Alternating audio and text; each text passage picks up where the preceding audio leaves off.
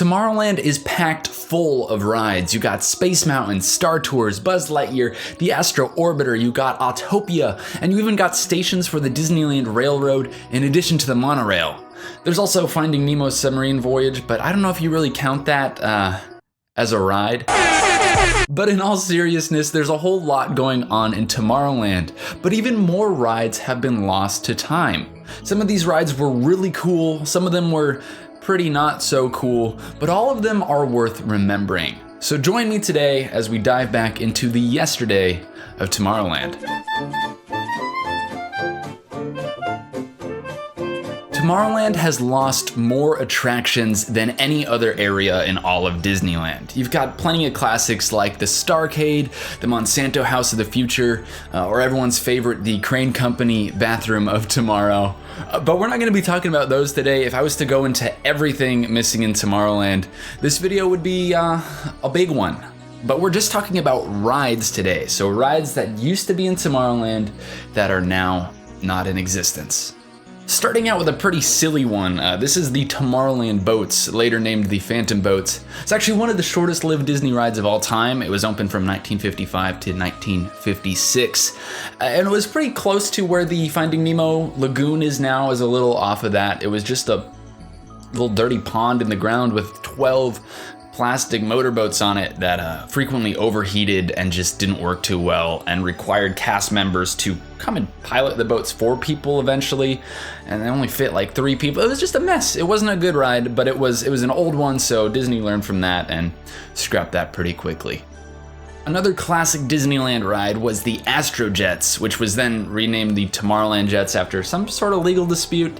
I don't know all about it, but they were open from 1956 to 1964, and it's essentially the Astro Orbiter, but with that more retro space race vibe to it, white colors, spinning a circle, spinning a good circle.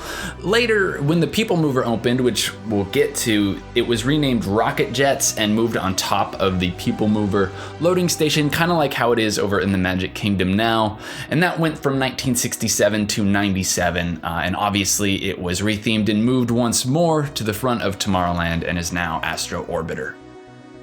We're now at the first attraction that I really wish I could have seen and I really wish was still around today. It's the Skyway buckets, specifically the Tomorrowland station to Fantasyland. They were open from 1956 to 1994 and were cable cars that would take you from Tomorrowland to Fantasyland. It was a nice little ride there and back, a mix between a ride and transportation. It had an awesome view, went straight through the Matterhorn.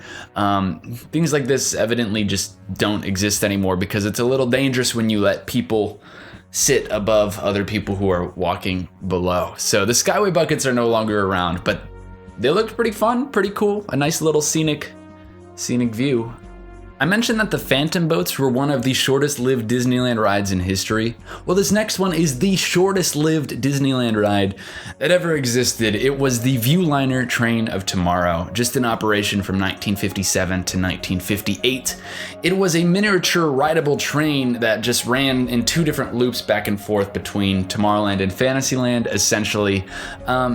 It was pretty cool. I mean, it was the fastest miniature rideable train at the time, so it had some good speed, but it was kind of strange. It ran right alongside part of the main Disneyland Railroad track, and eventually it was just replaced with the monorail, and construction started on the Matterhorn and the Submarine Voyage on top of the other tracks, so it didn't last very long. It wasn't that people hated it, but it just didn't have a place.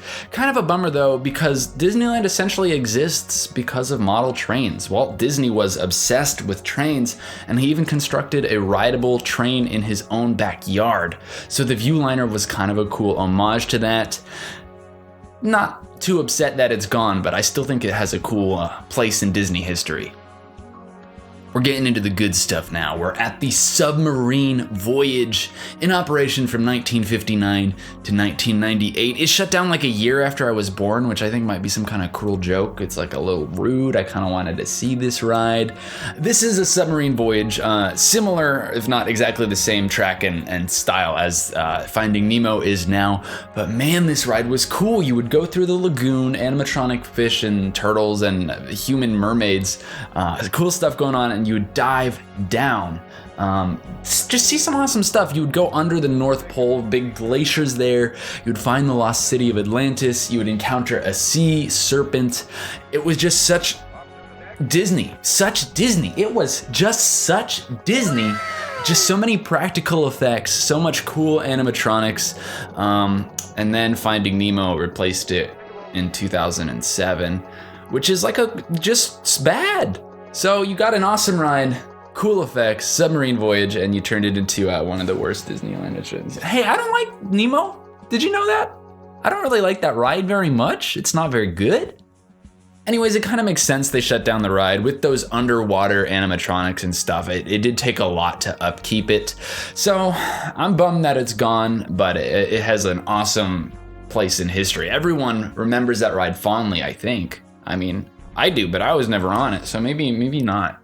I said we were getting into the good stuff now. I kind of lied, there's actually still some more bad stuff. The flying saucers were in operation from 1961 to 1977, which is a pretty long time considering that they never really actually worked like they were supposed to.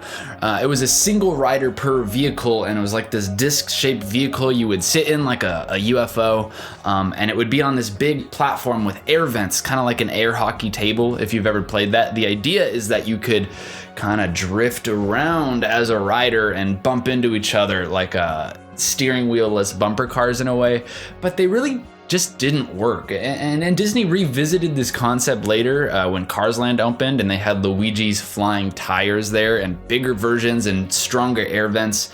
And again, that ride barely lasted any time at all. It's a cool concept, but it is broke. Up next, a really beloved historic attraction was the Rocket to the Moon, which was then rethemed and renamed to Mission to Mars once man actually in the real world outside of Disneyland made it to the moon for real. But the ride was open from 1975 to 1992. It's right where Red Rocket's Pizza is now, and it still had that classic old rocket ship looking thing there. You would walk under, enter a theater room that was a circle with a bunch of people kind of in a circle looking at each other, a couple different rows. And in the middle there were some screens. The seats would vibrate a little bit. Kind of maybe it could be considered a show, but it was a cool simulation of a trip to space that shut down. It just kind of lost popularity, especially once we had achieved space travel. We're getting to the end of this list. There's just a couple more to go.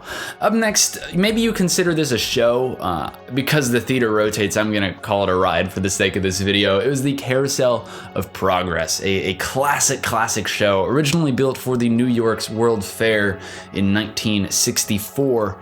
And then in Disneyland, it opened from 1967 to 73. You would sit in a theater, hit your tripod around a little bit, and then the theater would go from scene to scene. The whole theater would rotate in a circle, and it was an animatronic show following one family through stages of history. I think they shut it down because the last scene got really hard to keep up to date. Obviously, real world is progressing faster than Disney can upgrade Tomorrowland, which you can see the ride is still open in Magic Kingdom, and the very final scene looks like a family from like 1999 or something. You know, it's a little dated. Still an awesome show with some great music. It's something I miss. I'm glad I could see it in Walt Disney World, or else I never would have seen it. Later, the show was converted to America Sings, which was in operation 1974 to 88. Similarly, it was a walk through stages of history, but with music and animal animatronics. It did show that progression through the future, and it was a very cute show with great music that I would have loved to have seen, but I think it never really belonged in Tomorrowland, and it didn't last super long. Those animatronics, though, were preserved for the most part and moved over into Splash Mountain, where you can still see the America Sings animatronics today. Then this theater was kind of gutted and rethemed into Innoventions, which was open from 1998 to 2015. And right now it's just a huge waste of space that I think is dumb. It is now Star Wars Launch Bay. Whatever the heck that means, just go and look at a prop or two or something, I don't know. Well, they might tear this building down soon. Don't quote me on it, but quote someone else I might have heard it from, that they might tear this building down and put a big new ride there. I'm hoping for Tron. That would be cool. This video is no longer on topic, so I'm gonna move on. We've made it to the People Mover.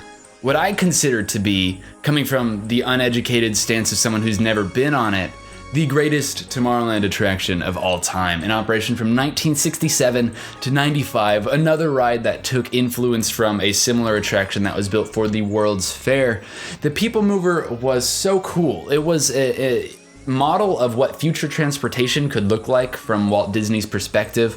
You would hop aboard this leisurely little vehicle and it would take you around tracks. It would take you in and out of attractions. You could get a peek of the Star Tours line, go through Space Mountain, go around and over Autopia.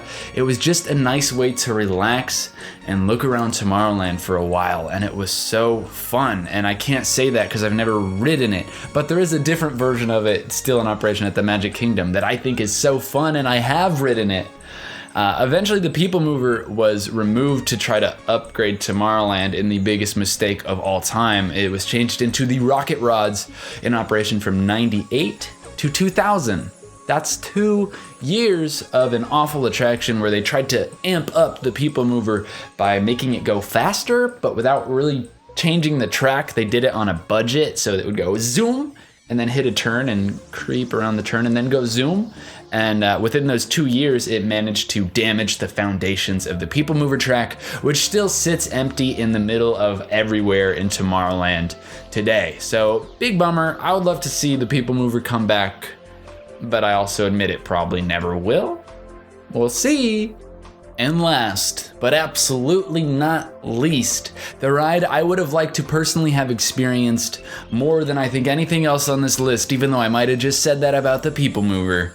Adventures Through Inner Space, in operation from 1965 to 1985. This was an awesome dark ride, kind of an omni-mover system like the Haunted Mansion is. You would sit in there and go through a machine that would shrink you down, down, down to be a little tiny speck. First the size of a snowflake, you would get to see a snowflake at that microscopic level, and then you would go deeper, get smaller, become the size of a water molecule, and see the water molecule bonds, and then you would go deeper until you could see a single atom before expanding back to your normal size. This was one of those cool, strange, original Disney ideas that you would have found like opening day at Epcot, a mix between sci-fi and education and just entertainment.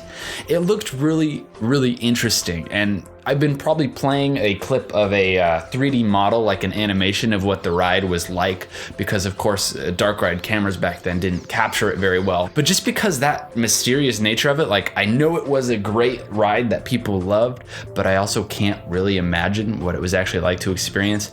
I think it's absolutely never gonna happen, but if Disney could remake that ride today, it would just be mind-blowing with the kind of tricks that Disney can pull. So Adventures Through Inner Space is sadly gone, but certainly not forgotten. Well, that's it. Every single lost ride in Disneyland's Tomorrowland. If I somehow missed a ride, go ahead and comment it below. I think I got them all. The sad thing being I've never ridden any of these. I would love to go back and ride every single one of them, even the not good ones, but I did not get that opportunity. Dang, being born at a different time than other people.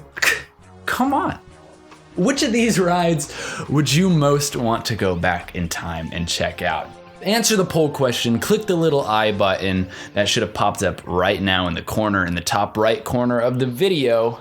That one, I got it today, I think, right? Okay, yeah, click it, answer the poll. I can only put 5 answers in there, so I'll get 4 of those good rides, and the 5th, just comment below if your choice is not on the list. Thanks so much for watching this episode of Disneylander. I will be back in 2 weeks, uploading every other week still, although, a little spoiler, coming up in a month or so, I'll be uploading once a week. Tell your friends, call your mom. Disneylander's uploading more soon. But I'll see you in 2 weeks. Thanks for watching. Bye-bye.